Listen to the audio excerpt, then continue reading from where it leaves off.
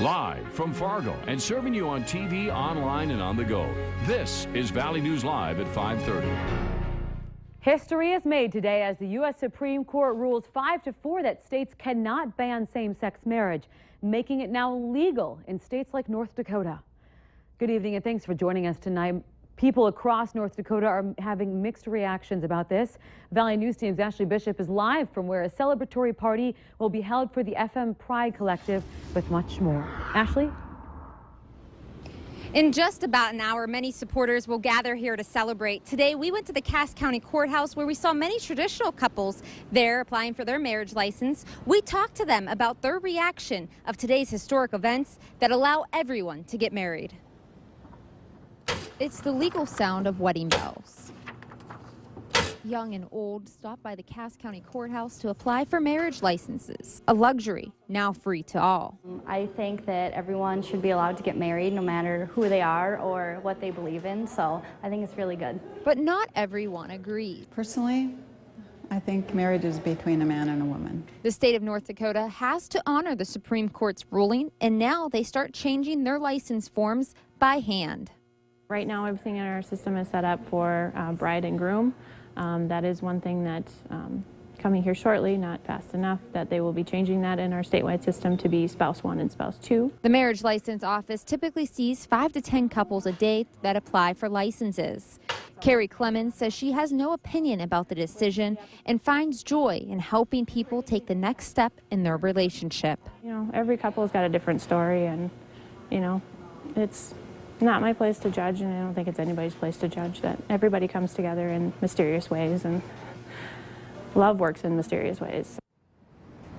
Cass County, now at the Cass County Courthouse, they had one couple of the same sex come and get their marriage late this afternoon. Now, a note to all, if you are going to get your marriage license on Monday between 8 and 10 a.m., the office will be closed basically because they're updating the system statewide. Now, coming up tonight at 6, we'll tell you about how health care, taxes, and adoption will change for some people in the state. In Fargo, Ashley Bishop, Valley News Live.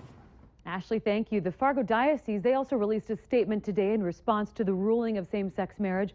Bishop John Folda says he's deeply saddened by the Supreme Court's decision and that it fails to uphold the truth of marriage as a union of one man and one woman. He also says the decision will have a significant impact on the First Amendment right to religious liberty. If you'd like to read the full statement, just go to valleynewslive.com and click on this story. Well, to our weather now, a beautiful day of sunshine in the valley, but for others, we are seeing some storms rumbling through. Let's talk to Hutch to see what our weekend's going to look like. Hutch? Well, Stephanie, as we get the weekend started, closing out our work week this Friday night, we do have thunderstorms roaming through Lakes Country from Clearwater County straight down through Otter Tail County. Some thunder and lightning, passing storms with some hail. And another line forming basically south of the Devil's Lake area, passing along the Cheyenne and James River valleys this evening. Little closer look shows a stronger cluster of cells in northern Otter Tail County, moving out of Becker County right now, and also some cells in southern Clearwater County moving straight south. Stutzman County, some stronger cells. Ellendale will see some heavy rain, and any of these storms could produce some smallish hail. We did get a nice picture on Facebook with the ground covered with pea-sized hail, so watch out for that. Temperatures in the 80s, I think quiet here in the FM area and Grand Forks tonight. It looks like a hot weekend, but Stephanie, pay attention for the hour-by-hour planner because a chance of severe storms as we go through our Saturday details in a few minutes. All right, thank you, Hutch. Well, the investigation continues after 2 Park Christian students died in a car crash on Tuesday. According to the Minnesota State Patrol, investigators follow the same procedure for every deadly crash, including following up with tips they receive. Right now, they're asking for your help in locating the driver of a semi that was said to be driving extremely close to the boy's vehicle at the time of the crash. Zach and Connor Qualvog died in the accident. Funeral services have been set for Monday at Bethel Church. Visitation 9 to 10 a.m. and the funeral is going to follow at 10. Park Christian School offices will also be closed on Monday. Well, after a massive manhunt, escaped killer Richard Matt has been shot and killed, according to 2 senior New York State officials. Matt, along with David Sweat, who's still on the run, escaped from the Clinton Correctional Facility 3 weeks ago. According to authorities, Matt was shot south of town of Malone, about 40 miles from the prison. It's believed that Matt and Sweat were headed toward Canada. Authorities are now focusing their efforts on tracking down David Sweat. Well, a radio personality in Fargo has a new co-host, and she could be stealing the spotlight, although she doesn't have much to say. The big 98.7 studio has changed quite a bit, but as Valley News Team's Lisa Badeau reports tonight, it's music to the ears of the new mom behind the mic. So some isolated thunderstorms expected yet this afternoon. Corey Jensen is living her dream. I love my job, and it's the career I've always wanted to do, but then you become a mom, and that supersedes everything else. The mother of 4 admits it's a juggling act sometimes, but she can't imagine slowing down. What do they say about all of us now? We have to have everything, right? In terms of being a career woman and a mom. You can do it all, and you can. Corey has always gone back to work after a short maternity leave. It's the worst. I mean, I don't even know how else to put it, but there are tears involved, usually multiple days in a row, tears involved. It's really hard. It's the separation, and not just for the baby, but for mama too. But the transition back to work with baby Wren is a little easier. And we got a little birdie on the tush, too. Thanks to a suggestion from her boss. She said, you really need to bring her back with you. I think what, and I hope what our listeners enjoy most is the relatability. I mean, I'm just a mom, but I'm also working, so if they hear a baby crying on the radio, they know what's up. The studio has been turned into a daycare, bouncy chairs, changing tables, and a bassinet. The situation is becoming more common. Several North Dakota state agencies have policies that encourage babies in the office. The city of Fargo has also had several babies spend time at City Hall.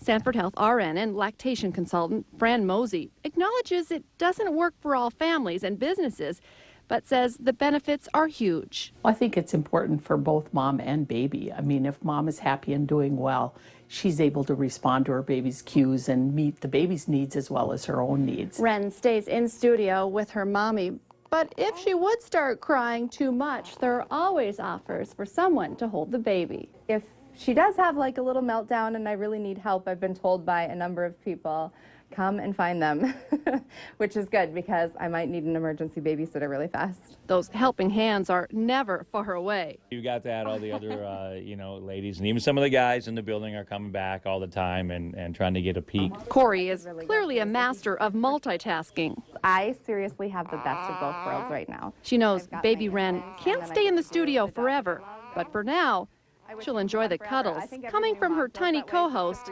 cooing on the radio. Right now, for sure.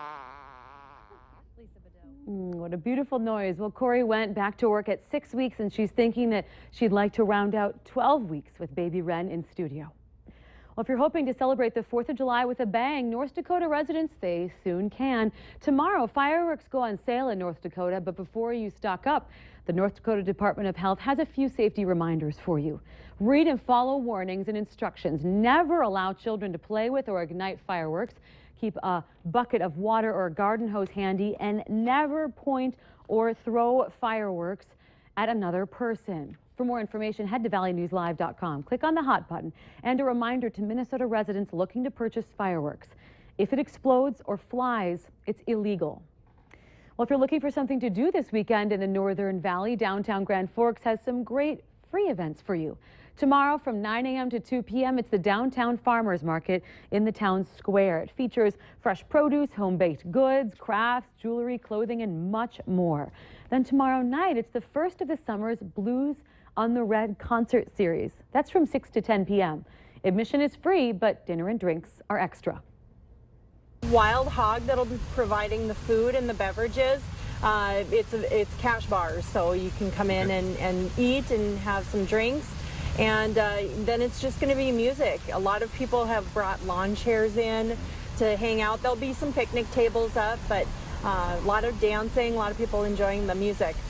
The show opens with Ken Valdez and is headlined by Becky Barksdale. Barksdale started her career as a guitarist for Michael Jackson.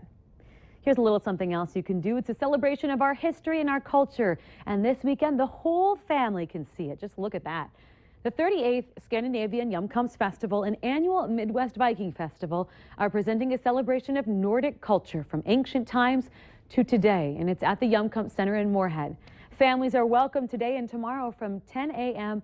to 5 p.m. for food, demonstrations, and games for all ages. Admission is $10 for adults and $5 for 13 to 17-year-olds.